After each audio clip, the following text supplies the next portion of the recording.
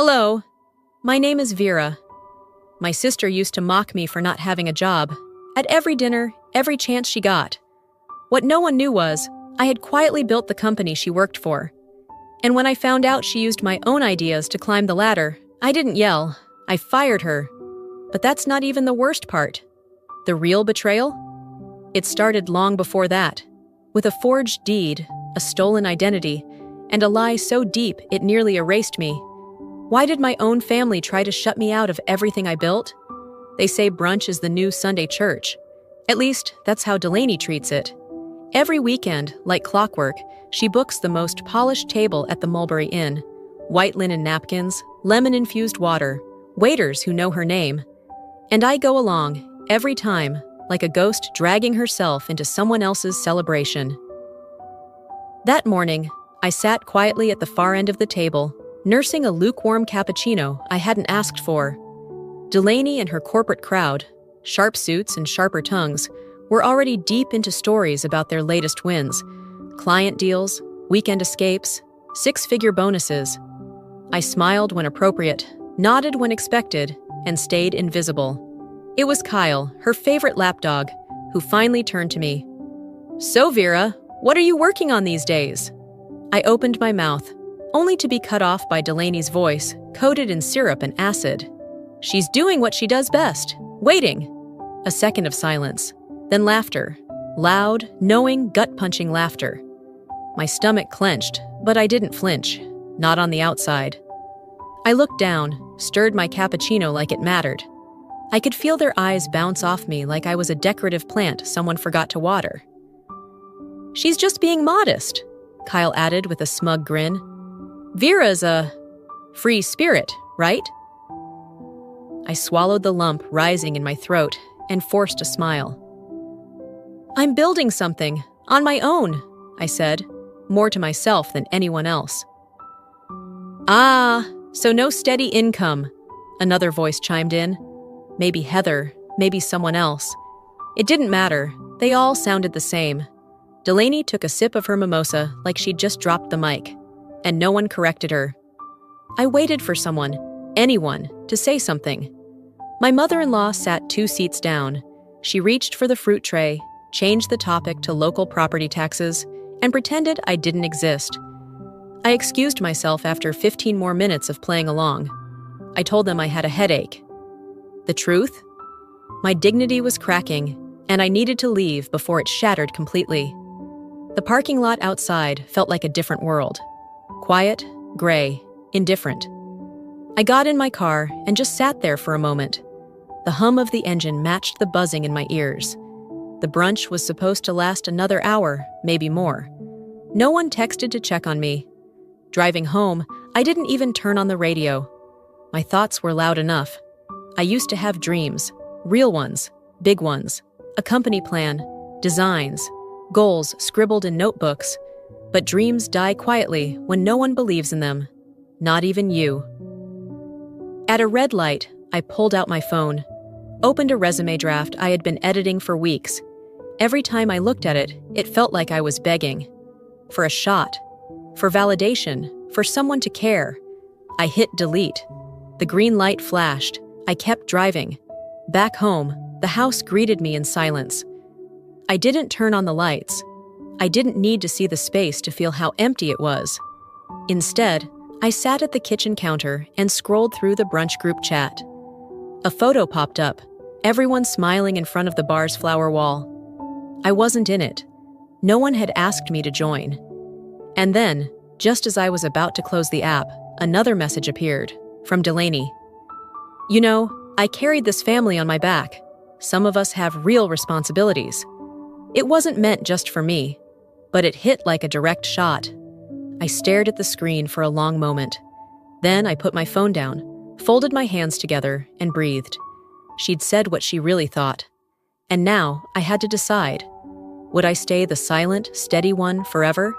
I didn't reply to her message. I didn't even touch my phone for the rest of the evening. Instead, I poured myself a glass of tap water, turned off the hallway light, and sat in the quiet of my living room. The stillness had a way of pressing on me, like gravity pulling on everything I hadn't said out loud. She carried the family? I carried silence. That had to count for something. The next day, around 5:30, Mom texted me, "Dinner tonight, just the family. Come if you're free." Just the family. That phrase landed oddly. But I went. I always did. And just like always, I arrived 5 minutes early and ended up being the last one seated. Mom's house looked exactly the same as it did when I was 15.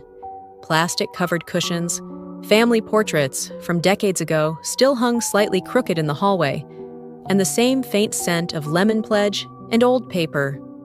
Comforting. Familiar. And yet, that night, the air inside felt tight. Delaney had already taken the center seat, naturally. The chair with the best lighting, the closest to the kitchen. She wore a navy blue blazer that probably cost more than my rent, and had the kind of posture you only learn after years of winning arguments you shouldn't have won. I ended up at the far end of the table, between a crooked lampshade and a dusty sideboard. Dinner was a spread of roast chicken, garlic green beans, and mashed potatoes. I spooned a little of everything onto my plate, but didn't eat. Just moved the food around, tried to look engaged. Halfway through the meal, Delaney clinked her fork against her glass. "Can I say something?" I didn't look up. I already knew it wouldn't be good. "I just want to say," she began, standing for emphasis, "that I'm proud of how far we've come. Some of us have made sacrifices others don't even see." She gestured around the table like she was giving a TED Talk. "I paid off Mom's surgery bills. I kept this house from foreclosure. And I made sure everyone had what they needed, no matter what it cost me."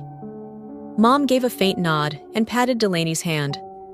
I stared at the gravy bleeding into my potatoes. No one said anything. Not my uncle, not my cousin Matthew, who was already 3 beers in. Not even Mom. It was as if they were all watching a performance and didn't want to interrupt the show. Delaney sat back down, adjusted her napkin, and smiled, like she had just accepted an award. I didn't speak. There was no space for my voice at that table, and I wasn't going to fight for scraps anymore.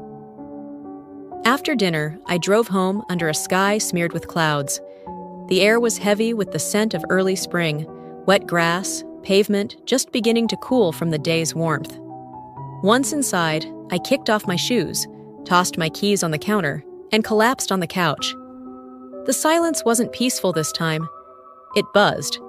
Out of habit, I opened the family group chat, scrolled past memes, grocery deals, and blurry photos of someone's new puppy. Then a video started playing, auto-played without sound at first. The thumbnail froze on Delaney's face. She was holding a champagne flute, cheeks flushed, clearly mid-toast. I tapped to unmute. "Vera!" She laughed, eyes squinting. "You mean our family's pity case? Every family's got one." A burst of laughter followed. People I didn't recognize, co-workers maybe, colleagues who only knew me through her twisted lens. One woman asked, "Wait, she's your sister?" Delaney rolled her eyes, then sipped her drink. "Only technically." I didn't move, didn't breathe. I let the video play twice, then a third time. Each viewing hit differently. Anger, shame, then something else, something steelier. I downloaded the video, then deleted it from the chat. It wasn't about proving her wrong, not yet. It was about not letting her control the story anymore. Later that night, I stood in front of the bathroom mirror, toothbrush still in hand, not moving. "She thinks I'm disposable," I whispered. My reflection didn't argue. I thought back to college, when professors praised my projects, when I stayed up designing mock-ups, when I once pitched a startup idea that got attention from a local tech incubator. I used to believe I mattered. I opened my bedside drawer and pulled out a worn, spiral-bound notebook. "Let them underestimate you," was scribbled across the cover. Inside, on the next clean page, I wrote 2 names, people from the video. I didn't know what I'd do with them yet, but they mattered now. I flipped back to the cover and pressed the notebook shut. Then I went back to the group chat, curious. The video had dozens of reactions, hearts, laughing faces, a few inside jokes, but one comment stood out. She still thinks she owns something. Cute. I stared at it. And without smiling, I whispered, "We'll see." The next morning, I stood at the kitchen counter, slowly slicing a pear. Not for breakfast, just something to do with my hands. The notebook lay nearby, closed, but humming with new purpose. I could still hear that video in my head, each laugh like a nail being tapped in deeper. I had no plan. Not yet. But I wasn't waiting around to be pitied anymore. By late afternoon, I'd convinced myself it was just a regular errand run. I packed a tote with some soup, Tylenol, a box of herbal tea, and a sleeve of shortbread cookies, my mom's favorite. It wasn't out of the ordinary. She hadn't been feeling great lately, and I used to drop things off when I could. Only this time, I needed something too. A conversation. The drive across town was quiet, the sky turning silver, threatening rain, but never delivering. Her house sat tucked behind a line of maple trees, the same ones Delaney and I used to rake leaves under every fall. I parked at the curb and walked up the cracked path, balancing the grocery bag on one hip. She opened the door with a surprised smile. "You didn't text." "I figured I'd stop by, just for a bit." She stepped aside, and I followed the scent of lavender cleaner into the kitchen. Everything was in its place. Everything always was. I set the bag down on the counter. "This is for you. Some things you like. I thought you might be out of tea." She smiled, almost tender. "Thank you, sweetheart." We sat at the table. She poured us both a glass of water. We didn't speak much, but eventually I cleared my throat and said, "I wanted to talk to you about dinner the other night." Her expression didn't change, but her shoulders tightened. I went on. "What Delaney said, it hurt, a lot." And no one said anything. She kept her eyes on the rim of her glass. "She didn't mean it that way." I gave a short breath through my nose. "She said she carried the family, that she saved everyone, like I've never done a thing in my life that mattered." "You're the baby," she said, like that explained it all. "You've always had less weight to carry. That's not her fault." I blinked. "So, she gets to mock me, and I'm supposed to thank her for it?" Mom didn't look at me when she replied. "Sometimes the youngest needs to learn when to be quiet." The words settled like concrete inside my chest. Not shouted, not cruel, just carved from years of quiet bias, the kind that molds everything you believe about yourself. I nodded slowly and stood. "Okay." "I didn't mean it like," she started, but I was already picking up my tote. "It's fine," I said gently. "I should go." The ride back home felt longer, though I took the same route. No music this time. I couldn't bear even a single note. Once home, I sat at my desk and opened the bottom drawer. I hadn't touched it in years. It smelled like dust and something faintly acidic, old glue or dried-out pens. I reached in and pulled out a plastic baggie. Inside, a pale blue ribbon folded unevenly. Science fair. 9th grade. I remembered everything. Staying after school, building the model volcano by myself. Delaney had promised she'd show up. She never did. Mom called that night to say work ran late. I stood outside the gym with that ribbon in my hand, the crowd thinning. No one came. One of the judges had said, "You've got something. You're the one with the spark." But no one at home ever heard those words. Now the ribbon looked faded, its edges frayed. I could have thrown it out. But instead, I slipped it into a folder marked Proof of Me. Inside were old report cards, a few letters of recommendation, and a photo of me giving a talk during senior year of college. I closed the folder and held it for a while. Later that evening, after I changed into sweats and made a cup of ginger tea, I pulled my old laptop out from the hall closet. It still worked, miraculously. I plugged in an old USB backup and waited. Click by click, images unfolded. My senior thesis portfolio, branding projects, user flow mock-ups I'd once been so proud of. Somewhere inside this mess was the version of me I had put on hold. For family, for peace, for nothing. I opened a new tab and searched for local accelerator programs. Found one with an open application window. The form was straightforward. They didn't ask for pedigree or referrals, just vision. I filled in the basics, then paused. It asked for a business name. I didn't have one. Yet. So I saved the draft and closed the laptop. It wasn't about winning a grant or proving a point. Not really. It was about giving myself permission to remember who I was before I started believing them. The house was quiet, lights low. I leaned back on the couch, knees pulled up, arms around them. I'd spent most of my life waiting to be seen, to be picked, to be loved the way I loved. But that night, I finally stopped waiting for them to see me. I started learning how to see myself again. The next morning, I made a list. Groceries, laundry, sort through old receipts, check mortgage renewal notice. I didn't think twice when I clicked the email from the mortgage company. It was just a standard reminder, but something about the wording felt off. It mentioned an ownership update and gave me a link to view the most recent title information. I clicked. The page loaded slowly, like it knew what it was about to do to me. And then, there it was. Delaney Monroe, under legal title holder. I blinked, hit refresh, scanned the document again. Delaney's name, not mine. I stared at the screen for several minutes, barely breathing. My stomach clenched in that slow, spreading way that usually comes just before bad news. But this wasn't new. This was something old, something that had been sitting there quietly for years, like mold under wallpaper. I remembered the down payment, that check I wrote with my own hand from the inheritance Aunt Julia left me. I remembered going to the notary. I remembered Delaney tagging along because she had more experience with paperwork. I remembered signing something, but I was rushing, trusting. She said it was just for convenience, just to help with the bank process. Now her name was on the deed. I grabbed my phone and dialed my mother. She answered on the third ring, breathless. "Oh, honey, everything okay?" "Mom, do you remember when I bought the house? Why is Delaney listed as the owner?"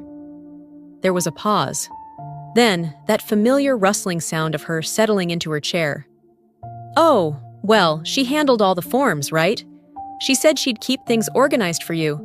You didn't want to deal with all the back and forth." I swallowed hard. "You knew?" "I just assumed you both agreed to it. Delaney's always been so responsible." I didn't say anything. What was there to say? "She's looked out for you, Vera. I hope you remember that. Looked out for me, like a wolf looks out for sheep." I ended the call politely, then sat still for a long while. The hum of the refrigerator, the only noise in the kitchen. Later that week, I got a message from an old colleague, someone I hadn't spoken to in over a year. He said there was a local recognition ceremony happening, one of those tech community events where startups and companies gave lightning talks and awards were handed out. "Thought you might want to attend," he said. "Your sister's on the program." I hesitated, then RSVP'd yes. The event took place in a renovated warehouse with exposed brick walls and cold brew stations at every corner. I arrived early, took a seat in the back, stayed silent. When Delaney stepped onto the stage, the audience applauded like she was royalty. She wore that sharp navy suit I helped her pick out during a sale at Nordstrom Rack 3 years ago. She smiled, adjusted the mic, and began. "We built this with vision, persistence, and resilience. Our latest accessibility suite comes from a commitment to empowering every user, regardless of ability." My hands went cold. That phrase, accessibility suite, was mine. It was something I had mapped out on the back of a napkin one summer, during a long rant about how apps ignore seniors with tremors and aging eyes. I'd drawn icons, talked through tap sensitivity. I'd told her about it in her own kitchen, over coffee. She nodded, listened, even said it was smart thinking. And now it was her award-winning idea. She never mentioned me. The applause thundered again as she took a bow. I stood and left before she could spot me, walked briskly to my car, each footstep harder than the last. Once inside, I didn't cry. I just stared through the windshield as the rain finally arrived and tapped the glass in soft waves. That night, I opened a fresh Google Doc and started writing. Not a journal entry, not a letter, a list, with timestamps, names, screenshots, email threads. Then I opened a new tab and typed, Property Title Dispute, Legal Help, Charlotte, NC. I found her name instantly, Ruthie Baxter. We were college friends. She'd always had a thing for justice, even when it cost her. I hadn't spoken to her in years, but I found her law firm listed with a specialty in property and IP. I sent an email, straightforward. No small talk. She replied within the hour. Vera, hell yes, I'll help you. Let's talk tomorrow. And we did. We met the next afternoon at a small cafe just off Tryon Street. She wore a trench coat and carried a binder the size of a small toddler. Okay, she said, flipping it open. I pulled the public record already. Your name isn't anywhere on it. But if we can prove misrepresentation or signature coercion, there's a shot. You signed anything under false pretenses? Yes, I trusted her. That's not legally binding, Ruthie said with a bitter smile. But it's a good start. We spent the next hour going over everything I remembered. She asked for any documents I might have kept, any old scans or backups. At one point, she looked up and said, If Delaney really forged this, we'll make sure she regrets ever touching your name. I nodded. My tea had gone cold, but I didn't notice. It was the first time in a long while I didn't feel alone. Ruthie and I parted ways just before noon. I remember sitting in my car afterward, engine running but unmoving, hands still on the wheel. For the first time in years, I didn't feel like I was playing defense. Something in me had shifted, and I wasn't sure if it was relief or fuel, but I was ready to do something with it. I drove downtown, not for errands, not for a meeting, just for a cup of coffee at the place Delaney and I used to go before things changed. Maybe part of me wanted to reclaim it, or maybe I was chasing something familiar in a sea of things I no longer recognized. The place hadn't changed much. Same burnt orange cushions, same chalkboard menu that never really got updated. I took my drink to the corner table near the window, the one we used to fight over. Halfway through my latte, I heard two women at the next table talking animatedly. Did you get your invite yet? One asked. For the charity tech thing next Thursday? The other laughed. Girl, I've been pre-registered since March. Delaney Monroe sent mine herself. I didn't move, didn't blink. Delaney. Charity tech event. Next Thursday. That was my event. I'd co-founded that series 3 years ago. I'd built the deck, pitched the first sponsors, even helped write the bylaws when we moved it under the holding company. My name was on the first 5 programs. And now I was learning about it from strangers in a coffee shop. I pulled out my phone, searched for the event website. There it was. Polished, full color, stacked with names I recognized. And not mine. Not even as a guest. I called the venue directly, giving a fake name at first, just to get through. Then I switched to my real one. Hi, this is Vera Monroe. I'm trying to confirm my registration status for the Impact Forward Tech Forum next Thursday. There was a pause. Some clicking. I see the list here, the young man said. You're not listed as an attendee. Maybe check with your company's coordinator? My company is hosting the event. Another silence. He lowered his voice. I was told to list only active stakeholders. That came from upper admin. I thanked him, hung up, and stared at the logo on the website, one I had designed during a sleepless night 2 years ago. It wasn't a mistake. They'd erased me on purpose.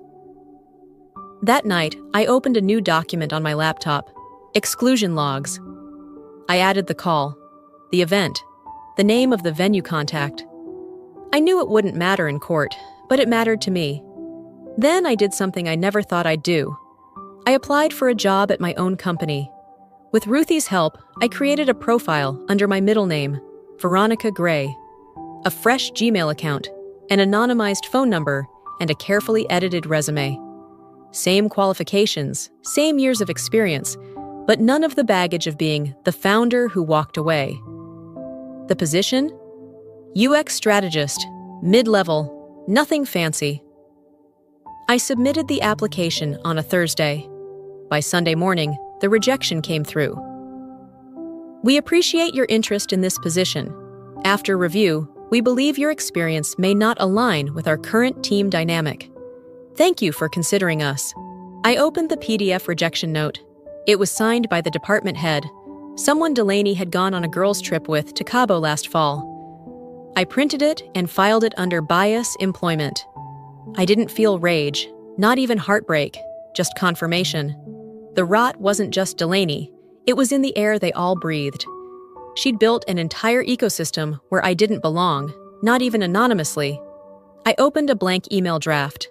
2. Delaney Monroe, subject, forum registration. Delaney, I noticed I wasn't included on the forum guest list. I'm sure it was an oversight, but wanted to confirm before the event. Thanks, Vera, I hit send. The response came 12 minutes later. Hi, Vera. We're focusing this year's invitations on current contributors. That said, you're welcome to attend as a guest of the HR department if needed. Best, Delaney. I reread that line 3 times. Guest of the HR department. I highlighted it in red and took a screenshot. Then I leaned back in my chair, exhaled slowly, and smiled. Not with joy, but with clarity. Good. That's on record now. They'd forgotten the difference between silence and absence. I wasn't gone. I was gathering. I closed my laptop, made myself a cup of tea, and scribbled another note into my legal pad. Next time they see me, I won't need a ticket. Because I wasn't just documenting anymore. I was baiting them. And they were walking right in. The sun hadn't risen yet when Ruthie called. Her voice buzzed with urgency. Not panic, but that quiet hum of adrenaline people get when they've just seen something they can't ignore. I have it, she said. An hour later, we met in the dim back corner of a diner on the edge of Matthews. She slid a manila folder across the table like we were trading secrets in a Cold War movie. Inside were photocopies of share transfer documents that bore my name, my old signature, and a notary stamp dated 6 years ago. But here's the thing, I never signed those forms. That isn't my signature, I whispered, flipping the pages. It's close, Ruthie replied. But look, see the loop in the M? That's your style now. But this matches the one from your first apartment lease. She duplicated your early signature. I stared at the curve of ink on the page, trying to remember when I'd last used that version of my name. College, maybe. Maybe earlier.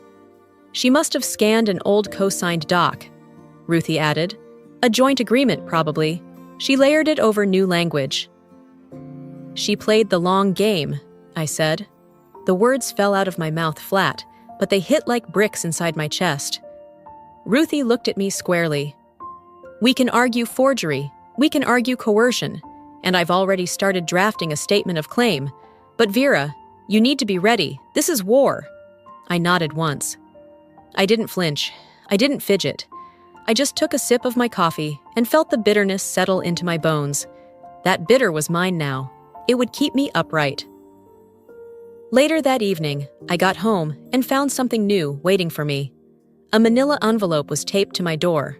I knew before I opened it. I knew by the weight of the paper, by the sharp corners, by the familiar tightness in my jaw. The universe didn't even try to be clever anymore. Inside, a formal notice to vacate. 30 days, signed by the legal property owner, Delaney. The stated reason? Failure to contribute meaningfully to household expenses. I laughed. Not a full laugh. More like air punching through clenched teeth. For 10 years, I'd paid that mortgage.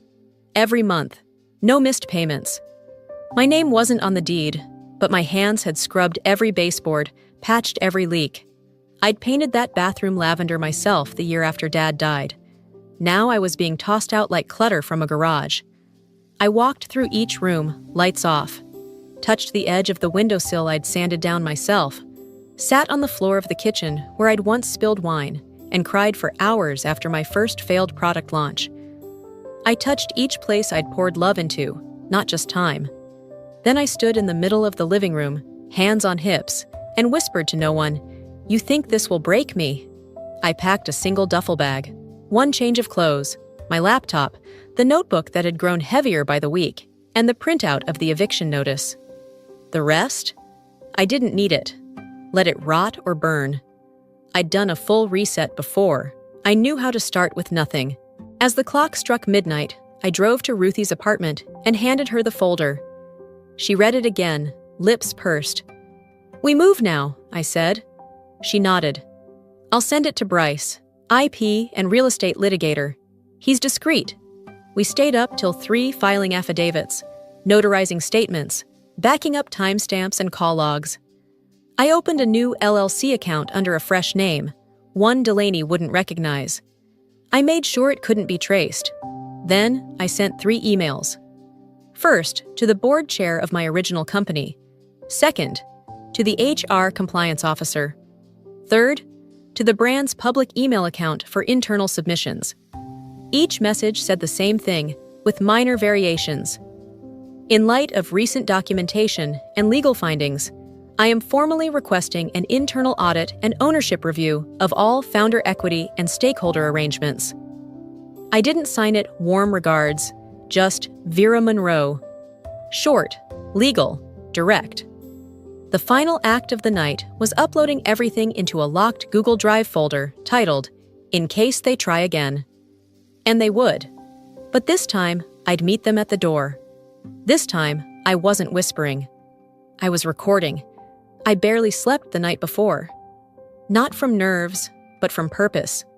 There's a strange kind of energy that takes over when you finally decide you're done being polite about your own erasure. At 6:15 a.m., I zipped my overnight bag, adjusted the collar of my navy blazer, and slipped on the same pair of low black heels I wore the day I pitched my first startup. My hair was tied back, not stiff, not dramatic, just clean, intentional. Like everything else that morning, the drive to the office was quiet. No music, no podcasts, just the sound of early traffic and the steady rhythm of my own breath.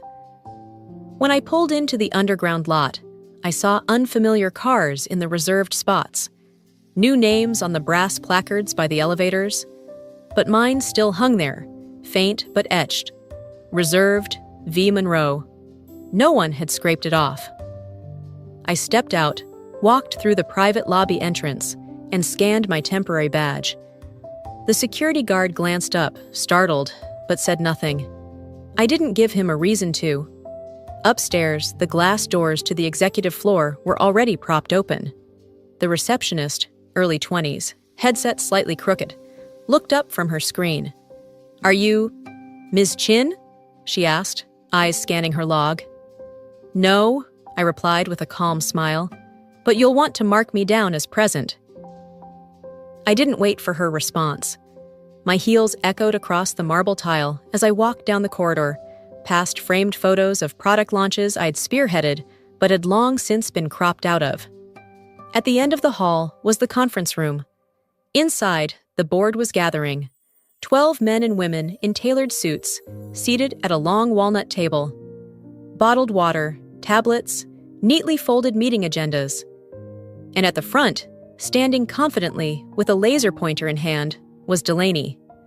She was mid-sentence, describing the foundational design evolution of our flagship product, when she looked up and saw me in the doorway. Her mouth froze mid-word. The color drained slightly from her cheeks. She didn't stop talking, just stammered, then switched the slide quickly. The next image flashed onto the screen, a timeline of the company's brand identity over the years. In the center, larger than the rest, was a graphic I had designed on my second-hand laptop in a cramped studio apartment over a decade ago. She didn't credit me. She didn't have to. I recognized the color code I created, the angled font I'd spent nights refining, the tagline I once scribbled on a sticky note during a coffee-fueled brainstorm. "Access isn't an option, it's a promise." I stepped inside, uninvited, and walked toward the head of the table. Not rushing, not asking. Delaney's voice faltered. No one else spoke. I set my leather folder on the table, opened it, and placed my credentials beside it. My newly reinstated badge from Reynolds Holdings. CEO, Vera Monroe. Then I turned to the board. I believe you're discussing my work. Please don't let me interrupt. For a few seconds, no one moved. Then Delaney cleared her throat and tried to resume, flipping to the next slide. Another of my designs. Another quote pulled from my private notes. Resilience isn't built, it's remembered, she read aloud, as if the words had always belonged to her. I didn't speak. I opened my laptop instead. One click, and the projection screen behind her changed. On it, a series of folders, each named, time-stamped, documented. Initial draft files, I said calmly. Original design metadata, copyright filings, patent abstracts. Then I clicked again, revealing emails from years ago. I had sent her the files during our late-night collaboration sessions. I had trusted her then. She had built her reputation on them since. Delaney's face hardened. She opened her mouth, maybe to argue, maybe to beg, but I raised a hand. I'm not here to humiliate you. I'm not here to take back what can't be undone. I closed the laptop and looked around the room. But I want the record to be corrected, and moving forward, you will cite authorship accurately. You will not erase me. A board member finally spoke. Ms. Monroe, would you consider returning formally? I didn't answer right away. I turned to Delaney instead and leaned in close. I'm not here to ruin you, I said, barely above a whisper. I'm here to remind you whose name you erased. Then I walked out. I didn't need applause. I didn't need permission. I'd already reclaimed everything that mattered. I left the boardroom and headed for the empty lounge one floor below. The silence there was thicker, uninterrupted by the shuffle of assistants or the soft hum of screensavers. I sat alone with a cup of stale coffee and my folder still warm from the laptop. I didn't sip the coffee. I wasn't thirsty. I was waiting. 10 minutes later, Ruthie joined me. She didn't sit at first, just stood beside the chair, watching me carefully. Then she reached into her bag and slid an email across the table. Thought you'd want to see this before we go back up, she said. The subject line was sharp. Internal HR brief, Monroe situation. The body? A message Delaney had written nearly a year ago. Vera hasn't contributed in any meaningful way in years. She's been living off old equity and emotional guilt. Frankly, she's our family's freeloader. There was more, but I stopped reading. My chest didn't tighten the way it used to. My hands didn't shake. Instead, I reached into my folder and pulled out the bank wire confirmation. $62,500. 3 years ago. To cover a sudden liquidity crisis Delaney had during her ill-fated boutique expansion. She'd said it was temporary. She'd never mentioned it again. I placed the receipt next to the email and looked up at Ruthie. Are you going to tell them? She asked. I folded the email neatly and tucked it behind the receipt. No, I said. I'm going to show them. The final board session started at 1. This time, I didn't wait in the hallway. I entered first, stood by the projection screen, and opened my folder without saying a word. The board members arrived one by one. Some nodded. Others kept their heads down. Delaney was the last to walk in. She looked calm, but her eyes scanned the room like a woman checking exits. She took her seat across from me and crossed her legs, too casually. I'll make this brief, I began, my voice steady. There have been questions about authorship, about responsibility, about truth. I clicked the first slide. A scan of the forged signature on the equity transfer form. Then, a comparison with my real signature from verified documents. Ruthie stood nearby, confirming each entry. Then I moved to the next slide. Photos of brand material time-stamped years before Delaney ever stepped foot in a pitch meeting. After that came the emails, forwarded copies of messages she'd edited and resent under her name.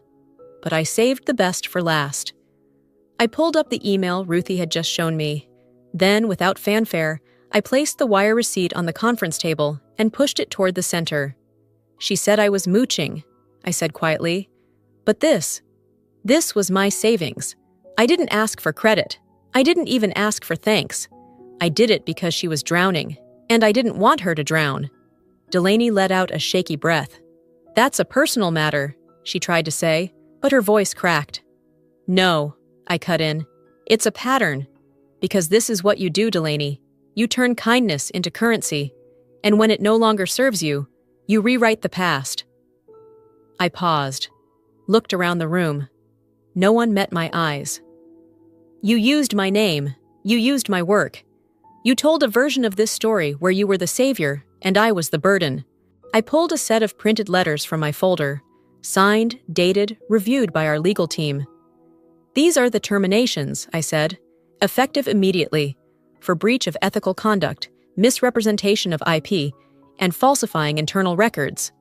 I slid the letters across the table to Delaney and her two closest allies, former roommates, now heads of departments that had once blocked my applications. One board member cleared his throat. Do we need a formal vote? Another responded, No, it's clear. Delaney looked up at me, her voice cracking. You can't just throw me away. We're blood. I nodded slowly. Exactly. And that's why this hurts more than it should. But I'm done sacrificing myself on the altar of family. She stood up. You think you're better than me now? No, I said. I always was. You just convinced me not to believe it. Security entered quietly. Delaney's allies stood as well, deflated and speechless. No shouting, no final insults. Just 3 people who had finally run out of lies. As they were escorted from the room, one reporter from the internal comms team snapped a photo. The click of the camera echoed like a gavel. When the room cleared, I stayed behind. The sun streamed in through the tall windows, casting a quiet spotlight on the head of the table. I walked over, ran my fingers across the etched glass nameplate. Vera Monroe, CEO. For the first time, it wasn't taped, wasn't borrowed. It was mine. I didn't cry. I didn't smile. I just breathed. I didn't want applause. I just wanted my name back. The next morning, I arrived at the office long before anyone else. The air was still, almost reverent, as if the walls themselves were catching their breath after the storm that passed. My heels echoed softly as I walked through the polished lobby. My reflection caught in the glass, a quieter version of the woman who stood here years ago.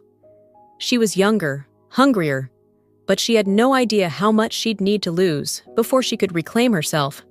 When I reached the top floor, the receptionist glanced up and offered a cautious smile. Ms. Monroe, she said, her voice nearly a whisper. I nodded gently, not correcting her tone or cadence. It would take time, and I was in no rush. My office, yes, mine, was exactly as it had been left the evening before, but the sunlight painted it in a warmer shade this time. It poured across the desk, hitting the nameplate square in the center like a spotlight. Vera Monroe, etched, permanent, no longer borrowed. On the shelf behind me was a framed photo, not of me or Delaney, but of our original team, back when we sat in a garage with whiteboards and Post-its and dreams too big for our zip code. I reached out and turned the frame slightly, so it faced the room. Moments later, Ruthie entered without knocking, a folder in one hand and a paper cup in the other. Press wants a quote, she said. The board just finalized a release. I took the paper from her and scanned the headline. Reynolds Holdings welcomes back founder. New era begins. I folded the page in half and set it aside. It was never about the press. Ruthie smiled, not pushing further. She placed the coffee down and leaned against the wall. You ever gonna go back to the house? I shook my head once. Too many ghosts in those walls, and not the kind you can clean out with bleach. Neither of us said anything for a while. The quiet didn't feel heavy. It felt earned. Later that afternoon, I checked my voicemail, though I already knew I shouldn't have. Sure enough, one new message. Delaney. Her voice was calm, too calm. You left me no choice, she said. You made me feel small, What else was I supposed to do? I didn't finish the message. I didn't need to. The absence of remorse stung deeper than any insult ever could. She hadn't learned. She hadn't broken. She'd just reshaped the lie in a new container. But that was no longer my burden to carry. I deleted it and placed my phone face down on the desk. That evening, I passed a junior designer in the hallway. She looked maybe 24, still gripping a sketch pad like it was armor. She stopped me shyly. "Ma'am?" she said, then faltered. "I just wanted to thank you for what you said in the town hall last month about making space." I offered a small smile. "You don't have to earn space," I told her. "You just have to claim it." She blinked, surprised, then nodded and walked on. Back in my office, I opened a long-forgotten drawer and found an old sketch, a logo I'd drafted in the early days. Delaney once said it was too subtle to be memorable. I pinned it on the corkboard beside my desk. "Subtle," I murmured, "is sometimes the loudest thing in the room." Before closing up for the night, I received a ping from Ruthie. "You might want to see this," the text read, a link to a podcast. Delaney's voice came through before I even clicked play. "I was misunderstood. I was doing what I thought was best for the company and our family." I paused it halfway through. I didn't need to hear the ending. Ruthie appeared in my doorway just as I closed the browser. "You're not going to respond?" she asked, arms folded. "No," I said. "Some people need the last word. I don't." The following week, I walked into the company's all-hands town hall. This time, not as a ghost, not as a legend others whispered about, but as a leader who had earned every scar. There was no fanfare, no dramatic music, just a quiet stillness before I spoke. "If you ever feel like no one sees you," I said, "just remember, not being seen doesn't mean you don't matter. It just means it's not your time yet." The applause came like a wave, warm, honest, real, but I didn't let it linger too long. I nodded, stepped back, and let the next voice take the floor. I hadn't come back to be worshipped. I came back to end a chapter, and begin one that finally belonged to me. There's something about silence that teaches you more than applause ever could. For so long, I confused being quiet with being weak. But strength doesn't always look like shouting. It can look like standing your ground when the world wants to erase you. If there's one thing I've learned, it's this. You don't need permission to matter. You don't need anyone's approval to reclaim your name, your worth, or your story. Whether it's family, work, or life itself, don't wait to be invited. Build your own door, walk through it, and close it behind you if you must. I know I'm not the only one who's felt overlooked or underestimated. So I'll ask you this. Have you ever stayed silent when you should have spoken up? Have you ever had to fight quietly for something that was already yours?